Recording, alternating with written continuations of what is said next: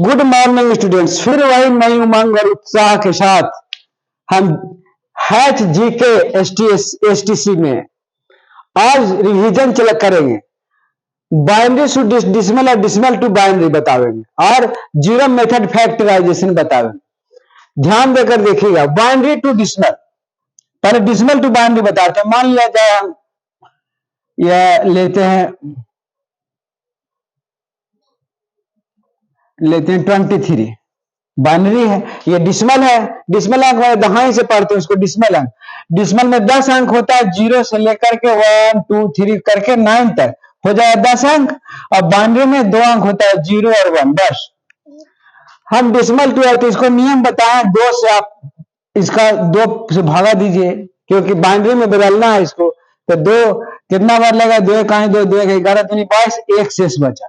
जो शेष बचा को यहां लिखाएगा, जो शेष बचा वो यहां लिखाएगा। और कितना बार लगा, कितना बार लगाई, कितना बार लगा, कितना बार ये यहां लिखाएगा। फिर 2 से लिखाया, 5 दूनी 10, शेष 1 बचा। फिर 2 से लगाया तो 2 दूनी 4, 2 दूनी 4 जितना बार लगा इसमें, अब शेष 1 बचा। फिर 2 से लगाया, 2 से लगाया तो कितना बचा, 1 और शेष 0 बचा। तो अब हम लिखेंगे, इधर से लिखेंगे तो ऐसे लिखेंगे और उधर से लिखेंगे तो ऐसे लिखेंगे। यानी 23 का बाइनरी ऑफ 23 कितना लिखाएगा, इधर से लिखेंगे तो 1 0 1 1 1 और उधर से लिखेंगे तो ऐसे लिखेंगे, ऊपर से लिखेंगे। ये लिखने का अब है हम बाइनरी, अभी तो डिसिमल टू बाइनरी लिख दिए इसको। अब ये सही है कि नहीं सही है इसको टेस्ट करना ट्रिक के थ्रू। तो पहला हम बता दिए, जहां जहां 1 रहेगा 2 पर 0 यहां से चालू करेंगे, 2 पर 0 2 पर 1 2 पर 2 और यहाँ 0 तो कुछ नहीं लिखाएगा, 0 से 0 हो जाएगा। और यहाँ 2 पर 3 ना लिखाया तो 2 पर यहाँ पर 4 लिखाएगा।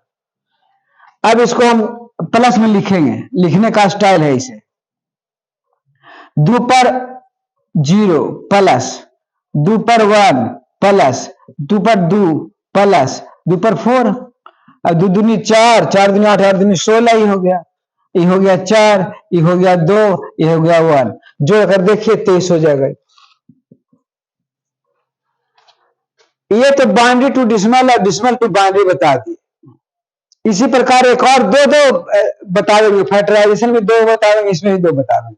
अब हम एक और बताते हैं, जैसे आप ले लीजिए 50 ऊपर से ऊपर मान लीजिए 77 ले लीजिए।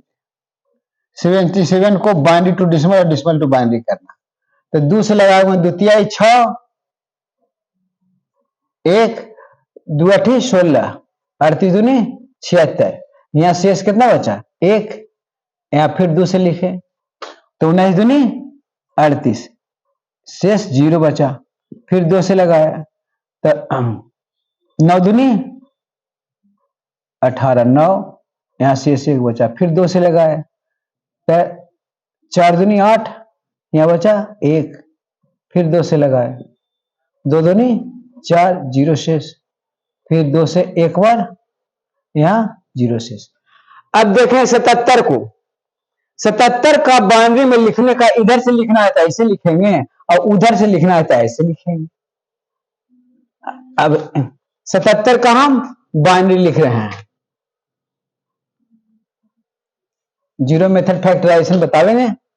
77 का बाइनरी में लिख रहे हैं तो बता दिए हैं कि लिखा 1 0 0 1 1 0 1 है।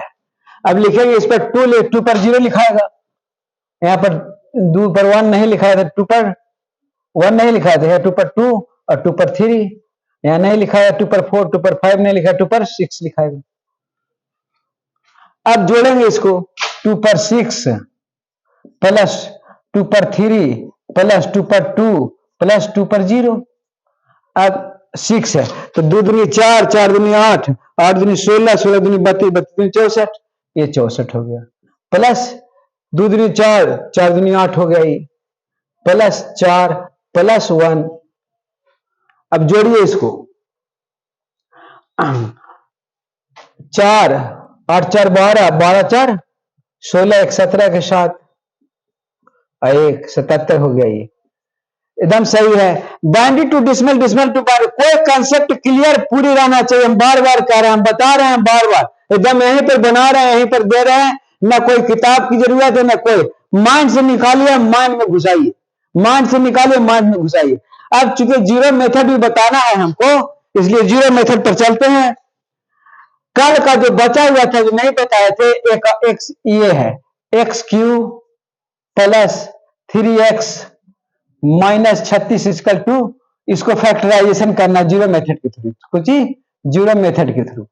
तो इसमें कहे थे कि x बराबर 3 मांगने से 3 3 9 9 27 हो जाता है, और 3 3 9 9 27 36 होता है, इसलिए जीरो हो जाएगा। 9 27 36 जीरो हो जाता है, इसलिए x बराबर हम कितना मान लिए 3, इसलिए x बराबर -3 बराबर 0। फर्स्ट इक्वेशन में होगा इसका, हम एक बतावेंगे, हो जाना चाहिए। अब देखो, ये अपने मन से देना है, x पर पावर 3 4 5 रहेगा, तो इसको मान कर देखना है जीरो आता है कि नहीं जाता है। जीरो मेथड इसको कहते हैं। अब इसको हम एक्स क्यू लिखे तो -3 लिखेंगे, चूंकि ये इक्वेशन को ध्यान देना है, 3x² लिखेंगे तब ना आएगा। यहाँ x² ले लेंगे तो x -3, और फिर ज्यादा प्लस लिखेंगे 3x², और फिर लिखेंगे माइनस 3 3 9x लिखेंगे तब ना आएगा। यहाँ 3x लेंगे कॉमन तो x -3 आएगा। अब ये फालतू लिख दिया है तो 9x लिखे हैं, और बाकी बचा है कितना हमको 9x ज्यादा लिख दिया है तो प्लस 3x, तो 9x और लिखेंगे प्लस में, तो 9 3 12x हो जाएगा, 12x -36। अब इसमें हम 12 ले लेंगे कॉमन तो x -3। अब इसका इक्वेशन हो गया। हम देखो यहीं पे सामने बना रहे हैं, हम कुछ नहीं आगे पीछे देख रहे हैं। आपको जीरो मेथड हर हालत में समझना है और जानना है, इसीलिए मैं यही बता रहा हूं, यही समझा रहा हूं। और कोई न किताब देखना है, जीरो मेथड का मैथ भी अपने से बनाना है और अपने से लिखना है। एक मैथ हम अपने मन से बनाते, एक